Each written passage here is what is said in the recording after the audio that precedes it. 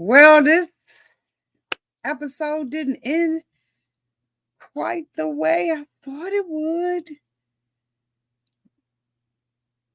Guess I can be wrong once in my life.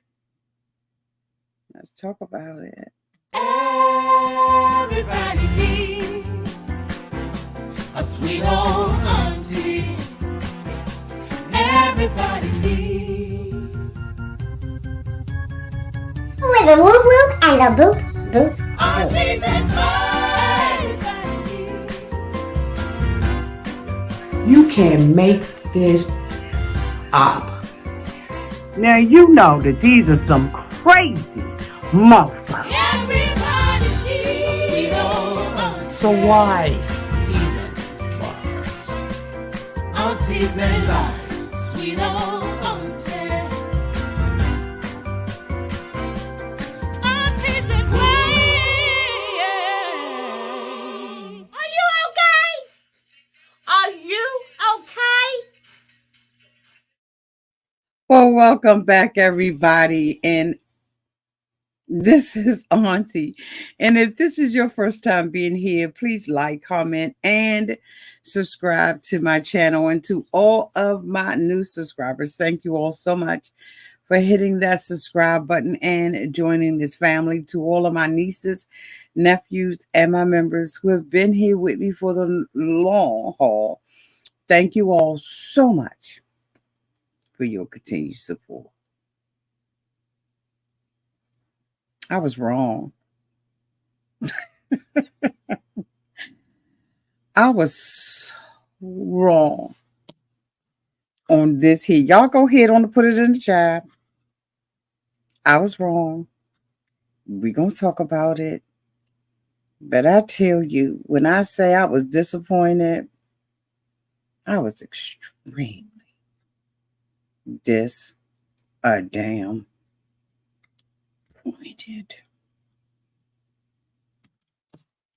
First person I want to talk about, Daniel.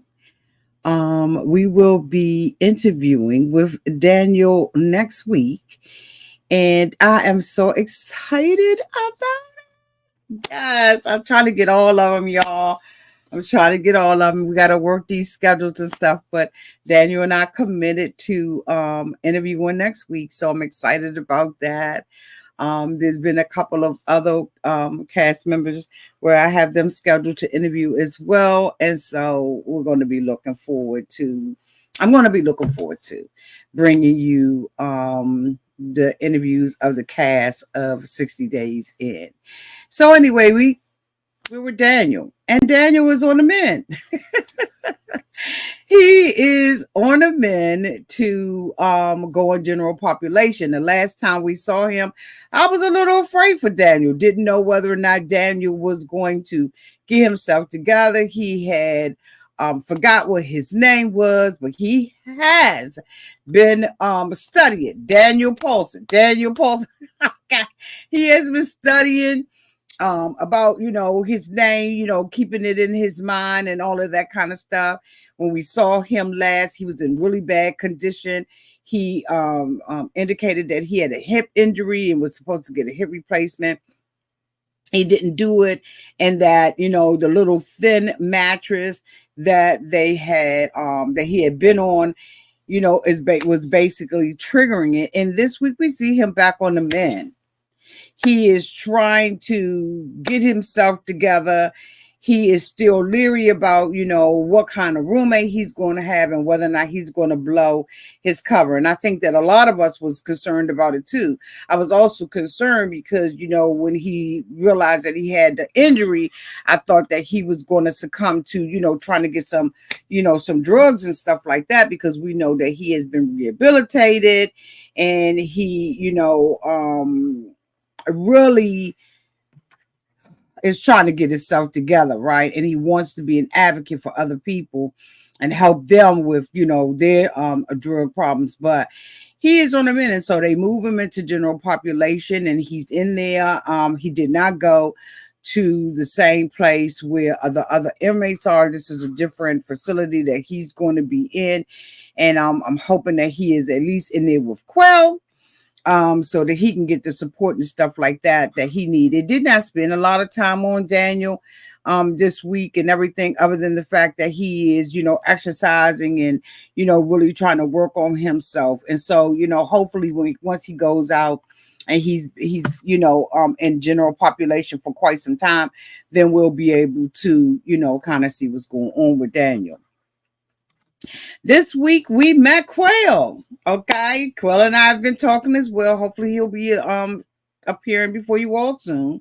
But Quell is going in, and so we find out about Quell that Quell is, had a fiance. He called her his fiance, but I think that he should have said his wife. But I don't know if it was, editing or whatever it is. But he is and married, newly married. He said that, his then fiance was like, already have, a family member in prison. So why would you be going in when they trying to get the fuck out? As we know, Quell is a corrections officer, right? And he is now going to be on the other side of it. For those of you all who are new to 60 Days In, 60 Days In is an experiment where ordinary citizens go into the prison system, a prison that is being featured, and they go in incognito, right? They go in as a prisoner. They have an assumed new name and a prison story while they're in jail and all of that kind of stuff. And they their hopes is that they stay in the prison for 60 days, right? They stay in there for 60 days and they're able to give a report to the sheriff, the deputy sheriff, the warden, whomever, about the condition of the jail, how drugs are getting in and out of the jail, other problems that are going on with possibly COs and, deputies and all of that kind of stuff. And so, Quell is going in. He ended up marrying his fiance before he went in. And now he's just ready to do what he has to do. He is quite concerned, just same thing with Corey, of being, the real minority in this jail. This jail is in Utah. And there are not a lot of African American or Black people who live there, or people of color, I guess, who live there. And so, he doesn't know whether or not it's going to be some brothers in there that's going to be looking for, more manpower or whatever, right? And so it is what it is, right? And so he goes into the jail, and the first thing, that he realizes that they seem like they didn't have his money right. Bitch, he couldn't even hardly go through what he needed to go through. He was looking back and was like, make sure get my money right. Okay. They was like, we got the money. They showed him counting it and all that kind of stuff. He was like, I need my money on the books. Now, from what I have heard or understand, right, is that when you go into prison, if you go into prison, and I believe Scarlet told us that when you go in prison, if you got cash, it goes on your books. I think it was her that said that. I can't remember. So I didn't know that, right? And people like myself, I don't carry cash. So I guess I need to get my little cash game up just in case I have to go in, bitch. Just in case I got to go in 90 days, okay? I have together and I had some money on my books. If not, you got to wait. So anyway, Quell goes in and, he talks about the system. And when they did his mugshot, he was like, bitch, he won't plan. He somehow had the ugliest mugshot. I'm going up in here hard. I want everybody to see my mugshot to know that I wasn't playing with him. He's ready. Now, when he met with the sheriffs and them, they was wishing him luck and all of that kind of stuff. And I think that, I have been noticing like the posture of the sheriffs, and I really do, at this point do have my opinions about the jail, as many of you all probably do, right? I've already made up kind of like my mind of some of the things that's really going on consistently. But I noticed that the only person that he said he thought would do a good job was Fabian. So far, he has in my opinion, said some shady. And I'm a little conflicted about it. I don't know if y'all catching it, but maybe I'm looking at it from a different perspective because I have to review it and come out here and talk to y'all about it. But the only person that he really has been complimentary about was Fabian. And he said that about Fabian. Now, he did compliment Quell. Don't get it twisted, but it wasn't in the same manner, in the same way that he complimented Fabian. I don't know. I'm just taking it as a note. I'll see, we'll see if my suspicions, which I won't share for right now, we'll see if my suspicions are true. I'm trying to adjust this, y'all. But I just was like, it just didn't sit right with me for some reason. As y'all know, I'm having construction done and I got these boxes back here and I don't want the boxes in the picture. But anyway, so I'm just like, you know what? Quell's going to do fine. He went through intake. He was like, the coughing and all of that kind of stuff. You know how they got to drop and cough and all of that kind of stuff. I can't imagine it, bitch. And so, he seems like he's going to do well to me. I hope that he does. I just don't know. Okay. But we are rooting for all of them, right? Like, let's just go ahead and keep it a buck, but we're rooting for all of them. The next person I want to talk about is Scarlet. As we all know, Scarlet has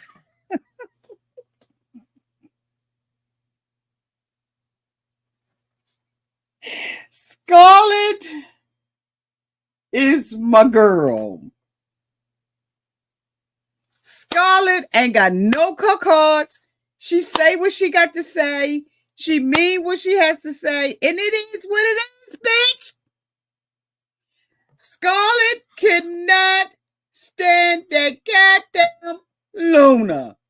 And neither do I. Y'all tell me down in the comment section and in the replay whether or not I do not like Luna. I would stay out Luna's face because I would be fighting Luna. But Luna is only doing what these lazy ass. In my opinion, these are the laziest guards, deputies, bitch SEALs that I've ever seen in my life. They lazy, and their laziness and incompetence has allowed Luna to spread her BS. And Scarlet is sick of her. She said this bitch sits down there and talks all day long. She said, as soon as you think, when I tell you I was laughing, I was like, you better do that, Scarlet. She said she sits and controls the remote control and the volume. She said they look at kiddie movies all day long because of this bitch right here.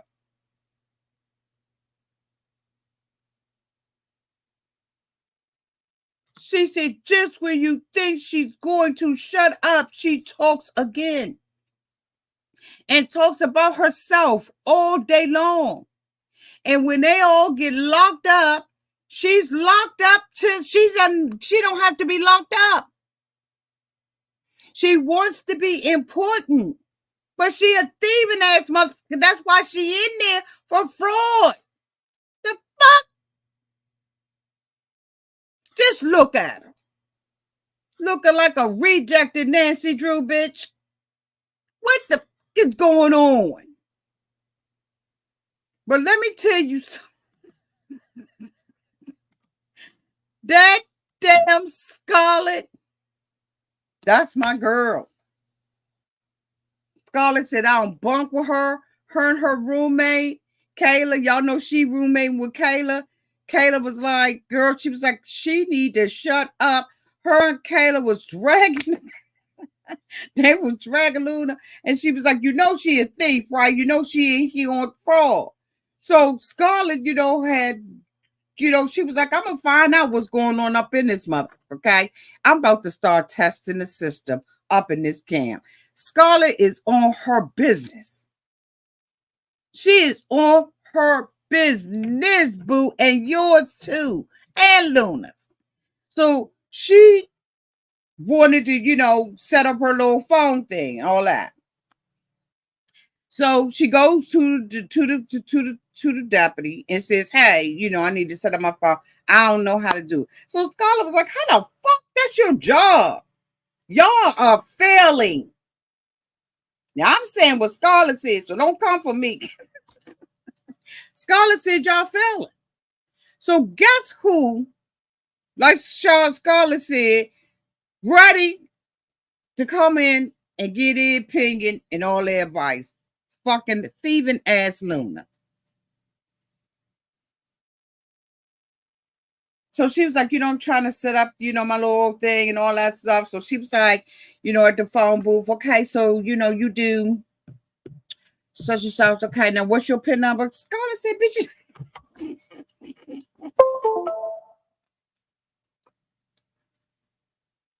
Fucking love her. Love her. Scarlet said, what you say? I ain't giving you my PIN number.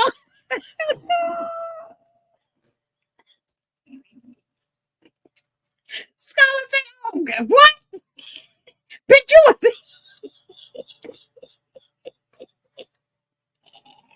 when I tell y'all I laughed. When I tell y'all that I laughed through Scarlet's whole house.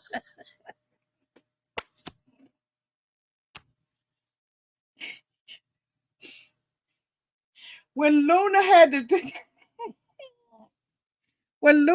turn her back and not look at that pin, Luna was she said, "Bitch, you a whole thing. Not a half of one, not in between." She said, "Bitch, what?" Yes, Shayla. Shayla said, "I wish I would." Scarlet was like, "They ain't giving you my pin number, your thieving ass self. Turn your head."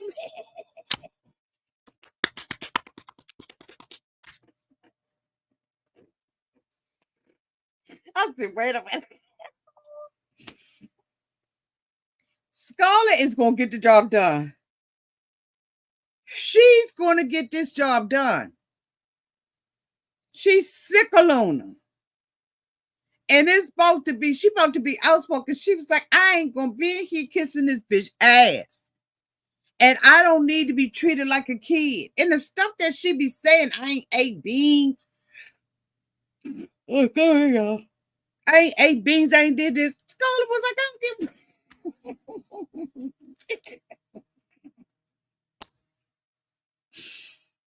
When you a grown ass woman and you got all them kids and a grown husband like Scarlet, you ain't taking jack off Luna because you realize that Luna ain't got no life outside this month.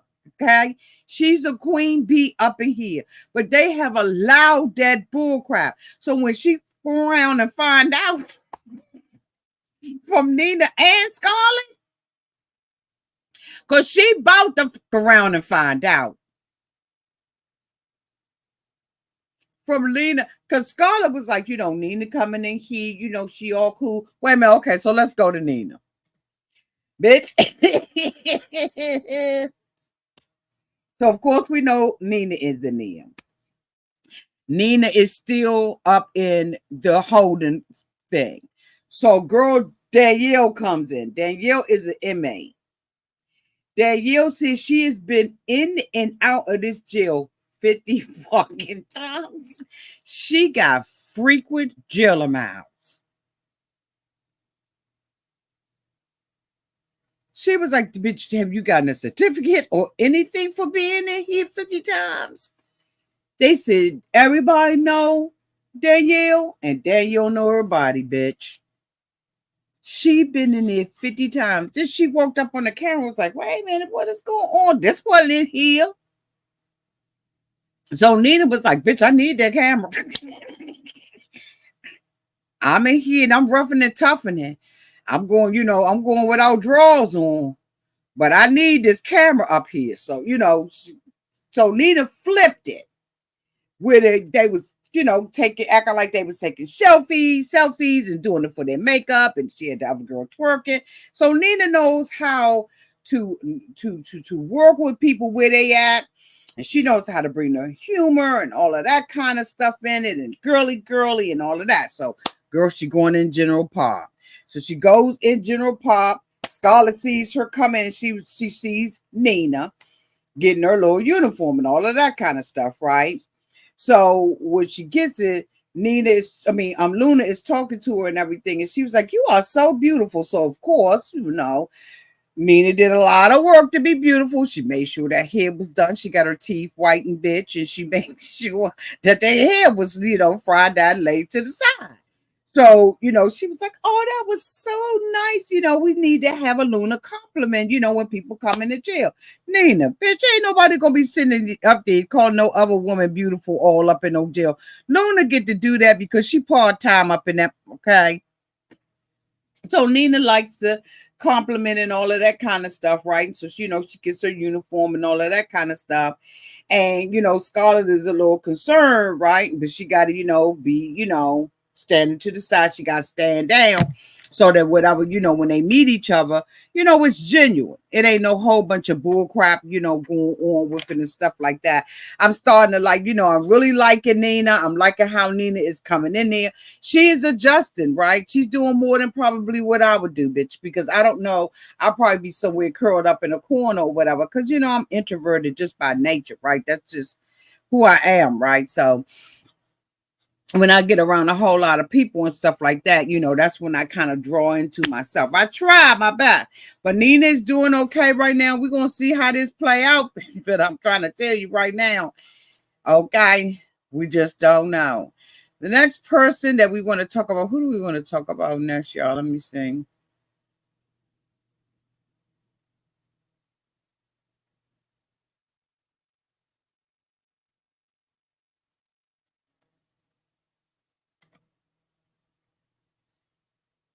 Child, Fabian and lost it. Fabian said, "I ain't no actor. I'm not 60 days in undercover. I'm a motherfucking prisoner." Fabian said he an inmate up in this month. Fabian has lost it. Fabian goes downtown into general population. He sees Corey. Corey is a little bit too, we're going to talk about Corey. He's a little bit too friendly. And Fabian was like, "Keep your Doritos." This ain't the time. Fabian is in there. They're completely lost his mind. He was incarcerated and he has gone back to that. I don't know if it's PTSD or BULLSHIT. I don't know what it is, but I'm going to tell you right now, Fabian is an inmate in this bitch.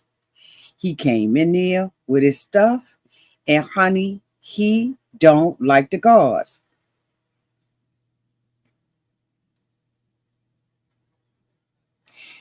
In my opinion, we have found out some holes in their system.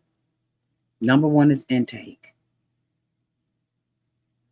Intake is off, down. And the laziness of their guards. Their guards are lazy. Very much so.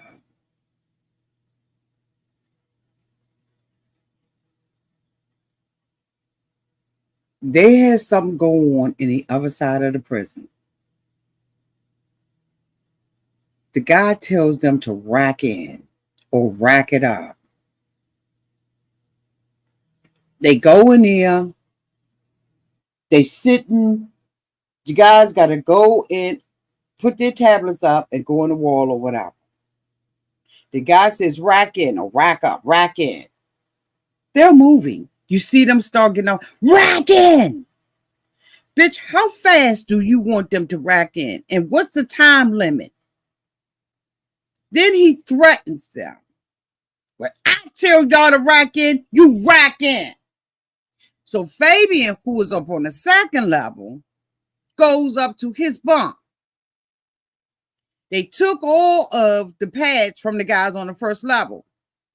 But because Fabian pushed it, see, Fabian had a visit with his family. The visit was at 1 o'clock. The family has to register for it. They got to, set the appointment up. First of all, I know damn well they got to pay for it. All of that stuff was done. So Fabian was supposed to be meeting with his family at 1 o'clock. Fabian, who did not want to yell from the cell down to the guard desk, okay, because I guess they was in lockdown, was trying to remind the guy that he had a 1 o'clock. So he pushed the emergency talk button. Now, was Fabian wrong for pushing the emergency talk button? Maybe. But if I was in there and it ain't no instructions on the wall or when I'm supposed to use that button, I'm going to feel like it's a microphone system too.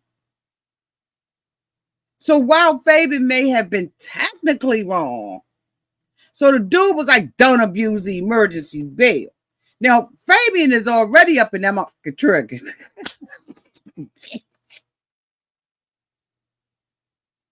He's shooting out his own bullets. Fabian is triggered. He said, you want to act like a guard inmate? Okay, I'm no longer a contestant. So they arguing back and forth. Fabian, like, how the fuck am I supposed to tell you that I'm supposed to use? I ain't supposed to use this. I'm just, I ain't want to be screaming out this. But if you want me to act like an inmate, I can act like an inmate. So the dude was like, well, why would you say something to me 10 minutes up? Because Fabian ain't got his thing. He don't have his thing anymore because the dude made him put this up. And then I started looking and I was like, oh, could it possibly be they're treating him like that because he is a different ethnicity?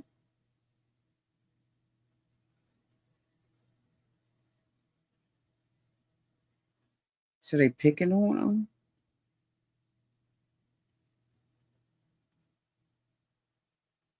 What was wrong with him reminding him 10 minutes of? He said that the guards was moving in and moving out and he didn't want him to forget.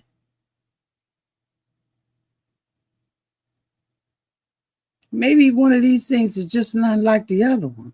Are they fucking with him because of that, y'all? I'm asking a question. So Fabian misses his appointment. His daughter is ready. She done got dressed in her special little outfit to see her father. Could you imagine if you were really a prisoner in here? And they take because you give an opinion? Yes, Fabian started off, I must say, he started off kind. He started off respectful. Bitch, after a while, he was kicking the door and everything. Like he was going off. Dude, fat ass dude, sitting down there probably eating something, bitch. Go sit up there and tell him to bring his tablet down. Fabian's like everybody up on the second level. Nobody had to put their tablet up. It was just the first level. But me, of everybody else, I got to bring my tablet down. So Fabian brings his tablet down, puts it in the thing, and was like, you're not going to take my freedom of speech. So he was like, you bitch, I'll put you in this. You're going to have to stay locked up 24 hours. Fabian was like, do what you got to do. Then he was like, yeah, I don't care nothing about that. You ain't going to stop me from, speaking my speech. But one of the things that I didn't like about Fabian, it was using the constant N-word. Fabian, I don't know nothing about your background, boo. It ain't none of my business unless you want to tell me.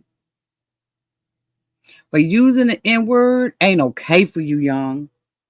Not for me.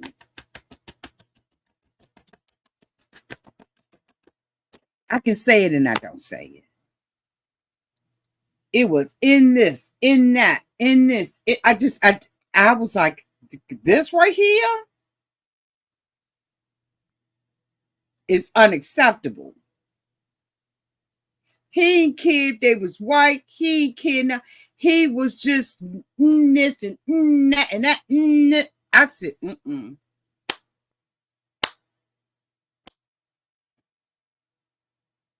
I ain't like it. I think it's disrespectful. It's one of the most vulgar words on this planet. And you can say stuff without using it, but I see how you roll. At the dinner table, outside of the dinner table, that word is frequently being used and coming out your mouth. And I thought it was utterly disgusting that you use that. Frequently, you did.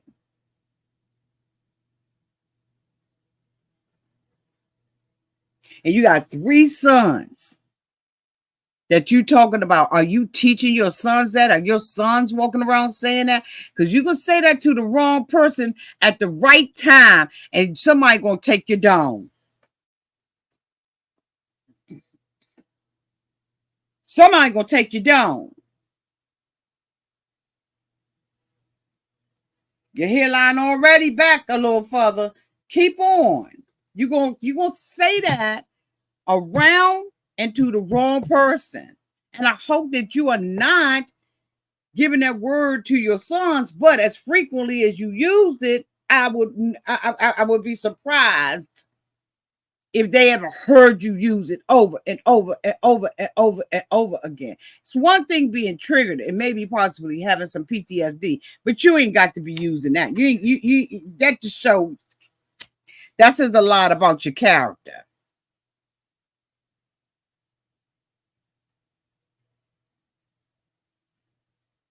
Long to the short of it, the guard ended up calling other guards. He ended up getting 48 hours in his, and he was like, I'm not going to let y'all take my piece. But that word that he using, I ain't got it to do, boo. I ain't got it to do. Last but not least, Corey. Y'all know that Corey was one of my picks to go all the way. And bitch, he didn't.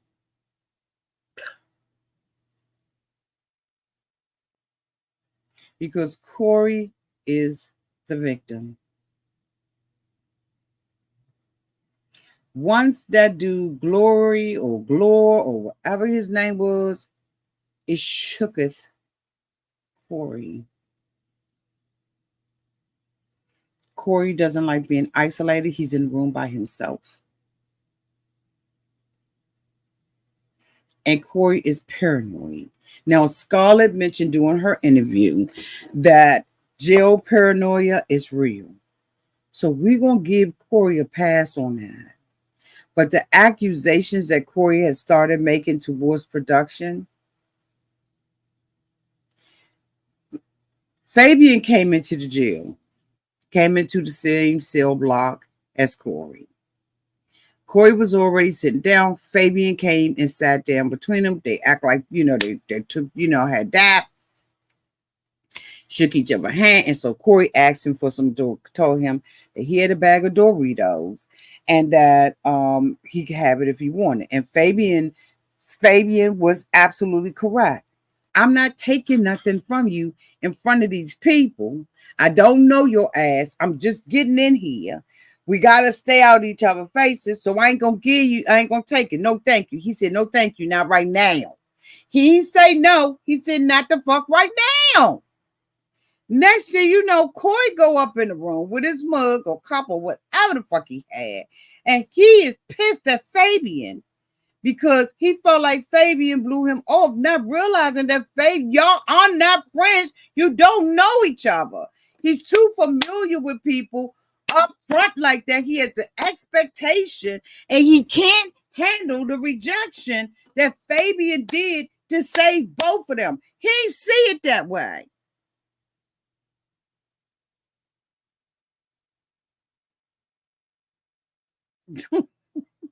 Don't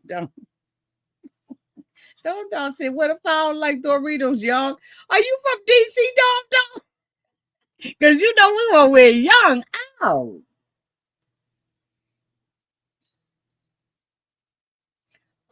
Tammy, oh my God.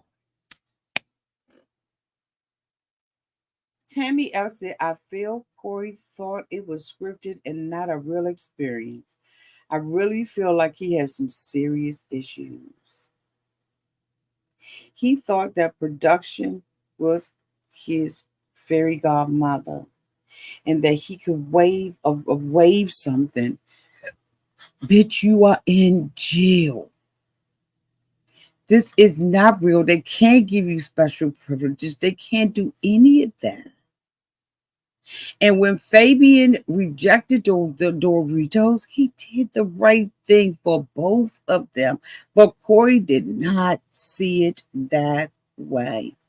So he goes back in there and was like, this bitch, oh, this, he gonna turn on me and reject my Doritos. That's all right. I save it for him for later. This was my last bag and I was gonna give it to him. Why would he act like, Fabian was right. What would the dudes that's sitting in cell block 70 across the hall from you think if soon as Fabian come in, they already suspicious, they got cameras in there? Why are you? I don't understand it.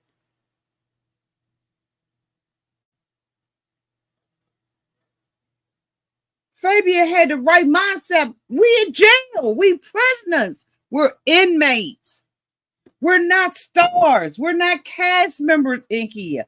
We are fucking part of the population, bitch. We in jail.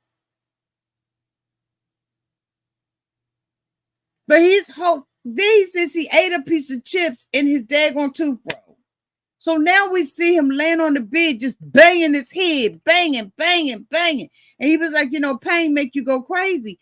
But look at the pain that Daniel endured. Daniel endured this pain in his hips to the point where his body said, fuck it, we just going to adjust. Corey got a chipped tooth. He don't know if it's chipped. He don't know if he bumped his gum with the Doritos or tater chips or whatever. But he's losing it. He feels entitled and he's not realizing that you are a cast member, but you right now, all of that going to hell because you are an inmate. He never went in thinking inmate. He went in thinking I'm an actor. And they're going to do whatever I need them to do. And they left me by myself.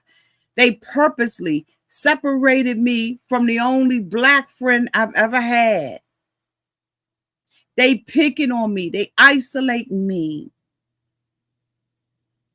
He never adjusted. This isn't a fucking show where you can go in there and act like a cast member. Because if that's the case, they give you a script. He wants them to protect him. He wants the other inmates to come in there, the other people or doing 60 days in to come in and kick the bobo with him. They can't. And so when he gets rejected, he goes off. And now he's paranoid. And so the producer was like, what are you doing? Why are you accusing us of doing we don't have no control over? You in jail. You signed up for this. You was a super fan. I was so disappointed. Because I was like, just get it together. And he was like, I'm just drowning. I'm losing it. I was like, oh my fucking God. Next thing you know, bitch, he going.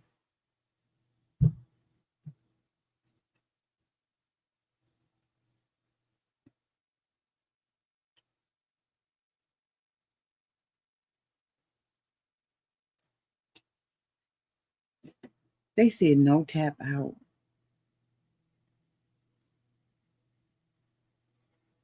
No tap out. Even if I couldn't do it for myself, I would have did it for the people that went in with me.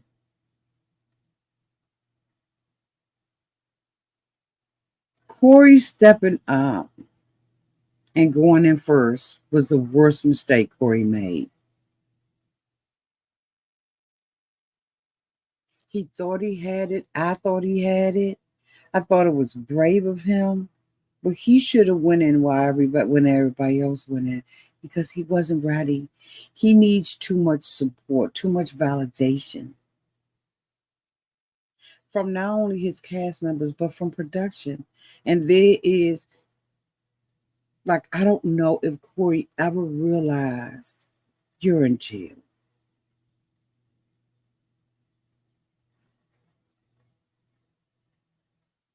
He complained about that tooth over and over and over again. He lost his friend that he didn't even have a good 24 hours with. He didn't celebrate him when he got the promotion to go into the kitchen. He thought that Fabian owed him something by taking the Doritos. Corey wasn't ready for this. And I hate to say it. He wasn't ready, mentally or emotionally for this journey. So he goes downstairs with a sheet of paper and he's rubbing his chin, and y'all almost threw up. That's how much I wanted Corey to make it.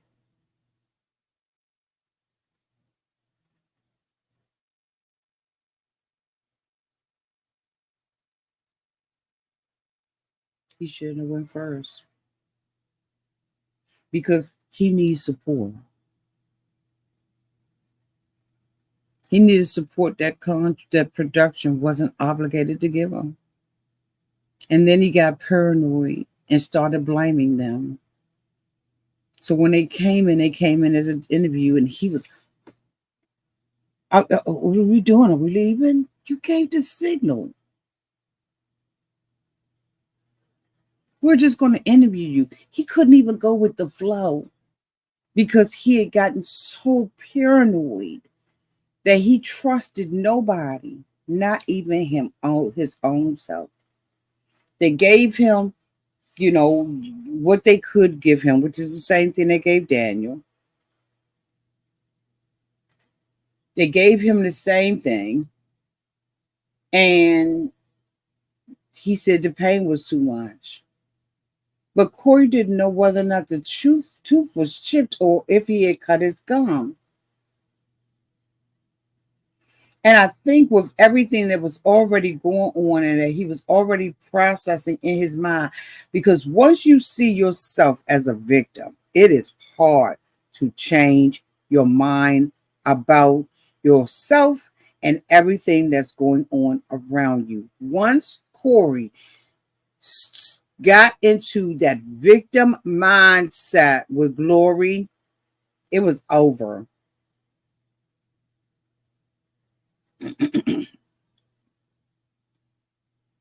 It was over. I noticed Corey didn't even have a tablet. So I don't know if he came in there with money, without money, but he was the only one that did not have a tablet. I would very much like to know why he didn't have a tablet. Did he not have money like on his canteen or?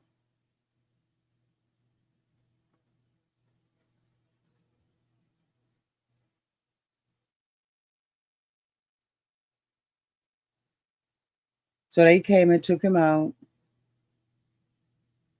for an interview. He kind of resisted. Is this going to be done with an audience? No. We're just going to interview you. They had to coax him out of that room. Then he walked downstairs and they went in and they was like, hey, Corey, you gave the signal. You were the first one to give the signal. When he left out of there, Fabian hard drop. He said, please don't tell me he tapping out. Please don't let him be tapping out. That's exactly what Corey was doing. I think about the military, my family being in the military where they said no soldier is left behind. And Corey left his soldiers behind because they all agreed not to tap out. So this dog is in my bedroom?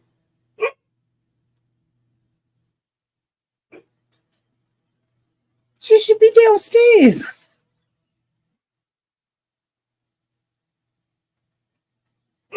Y'all, Corey tapped out.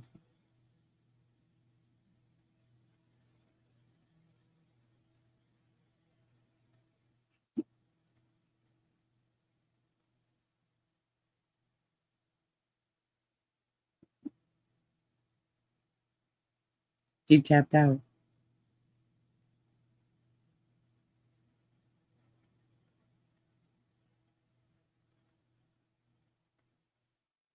I was sad.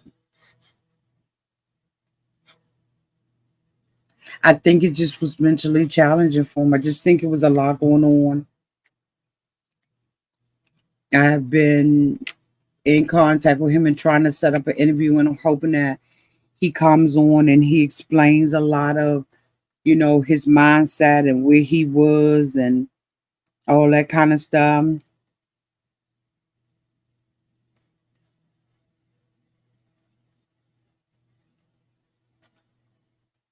Just really sad.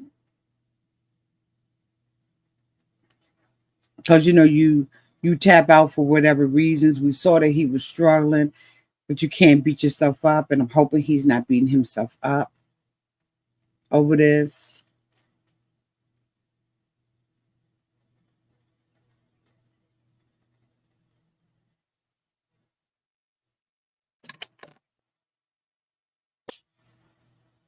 They said you tapped out and he looked confused. Did he not understand that if he used that the sheriff was serious, you not going back in? I don't know how many days Corey was in there before he tapped out, but he spent the upstairs, the pre jail or whatever is what, 72 hours, y'all. And then he went in with Glory. That was another 24 hours. So did he last 4 days or 5 days? Let's hope that Corey interviews and we get to discuss it.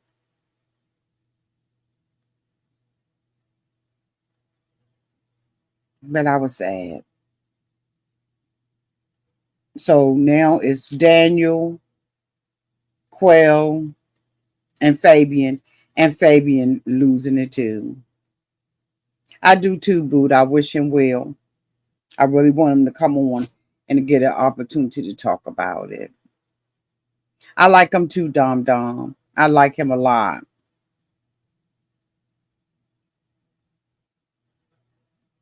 But it was sad to see. Anyway, y'all, that's the end of my review of 60 Days In. I'm hoping that you all enjoyed it. Y'all let me know downtown in the comments section what you thought about it in the replay. We're going to keep Corey in our prayers because he really did seem like he was struggling with a lot of things in there. And I can't imagine, bitch, because I ain't signing up. So I give it to him for just doing it. Love y'all. Thank y'all so much for watching this marathon. I hope he got that right. Ain't nothing like a toothache. I'd rather give birth. Okay, not me. I'd rather have the way my labor was set up.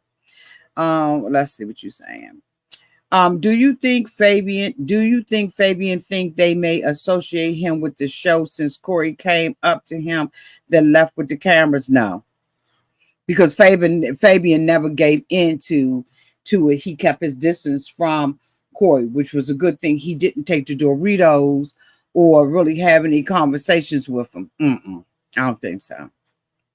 I think that Fabian is just one of those type of guys, right, that believes in honor, right, and believes in you keep your word. And so when he saw him tapping out, but the thing about it was when Fabian did see Corey, he said out of his own mouth that he was shocked that he was still in there. He said he was shocked that he was still in there. Yes, he did now. But then again, when he saw him tapping out, he appreciated it.